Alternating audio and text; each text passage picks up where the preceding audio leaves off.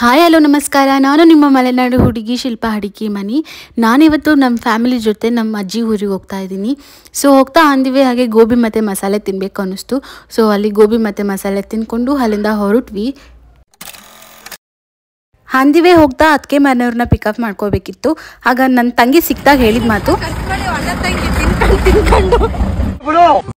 ನಮ್ಮ ಅದಕ್ಕಿನ ಪಿಕಪ್ ಮಾಡ್ಕೊಂಡ್ವಿ. ನಮ್ಮ ಅಣ್ಣನ ಕಾರಿಗೆ ನಮ್ಮ ಅದಕ್ಕೆ ಬಂದಾಗ ನಮ್ಮ ಅಣ್ಣನ ಫೀಲಿಂಗ್ಸ್ ಹೀಗಿತ್ತು. ಸಡನ್ಲಿ ನಮ್ಮ ಅಕ್ಕ ಅಲ್ಲಿ ನೋಡಿಬಿಟ್ಟು ಕೈ ಮುಗಿರಿ ಅಂತ ಹೇಳಿದ್ಲು. ನಾವೇನಂತ ಕೈ ಮುಗಿದ್ರೆ ಅದು ಬಾರಾಗಿತ್ತು. ಅಜ್ಜಿ ಊರಿಗೆ ರೀಚ್ ಆದ್ವಿ.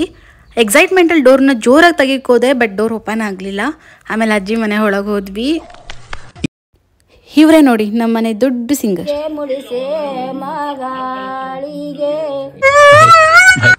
ಇದೇನಕ್ಕೆ ಅಂತ ನಾನು ಕೇಳಿದಾಗ ಅವ್ರು ಹೇಳಿದ್ದು, ಫೈನಲಿ ಸರ್ಕಸ್ ಎಲ್ಲ ಮಾಡಿ ಲಾಸ್ಟಿಗೂ ಹೊಲೆ ಹಚ್ಚಿದ್ರು. ಅದಾದ್ಮೇಲೆ ಊಟ ಎಲ್ಲ ಮಾಡಿ ಮಲ್ಕೊಂಡ್ವಿ ಅಷ್ಟೇ.